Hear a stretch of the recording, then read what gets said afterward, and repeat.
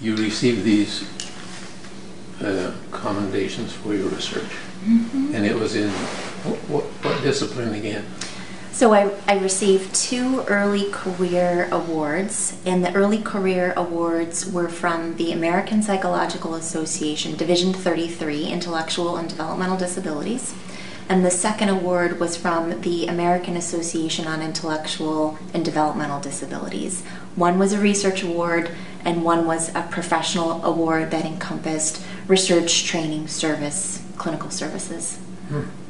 And what was it that it made it so attractive that this happened? Do you want me to toot my own horn? Sure.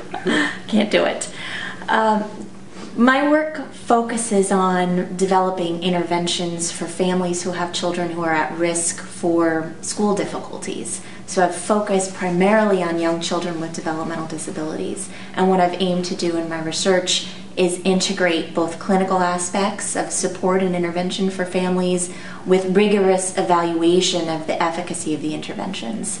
So something that I'm passionate about is the integration of both service. I'm a psychologist. I want to help kids and families with the research evaluation of the efficacy of the interventions.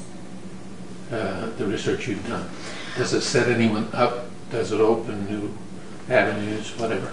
Well, I'm hoping that I can build on my previous successes, both in terms of the awards I've received and the recognition that it brings to the importance of the work I do, but it's also a way for me to recruit students into my own program of research, to work alongside other disciplines. So my work is quite interdisciplinary. I hope to continue to build on these successes and really think outside of the box and take it to the next level in terms of the interventions that we develop and ways in which we investigate and evaluate the intervention services. Because if it doesn't work for kids and families, I don't want to do it anymore. So we constantly need to reevaluate our interventions and our treatments.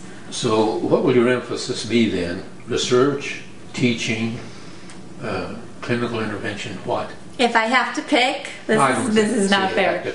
Well, that's why I'm in higher education, because I get to do the research that I love, and I can incorporate my background in clinical interventions and clinical training. I'm a licensed psychologist, and the beauty of it is I can work with students both in the classroom and alongside in my own research laboratory, and I can combine all three. So I don't see these as separate activities. They're really integrated in what I do as an academic.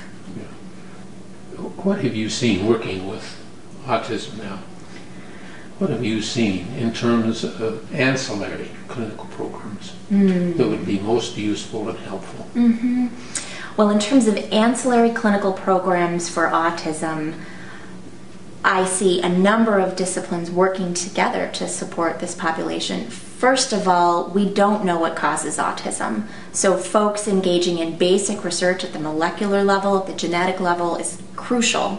In terms of the helping professions and the College of Education, I see special education, school psychology, speech language, audiology, general education, psychology, human services, counseling psychology, you name it. There are so many needs for supporting the individual child and his or her educational needs and support needs, and the family.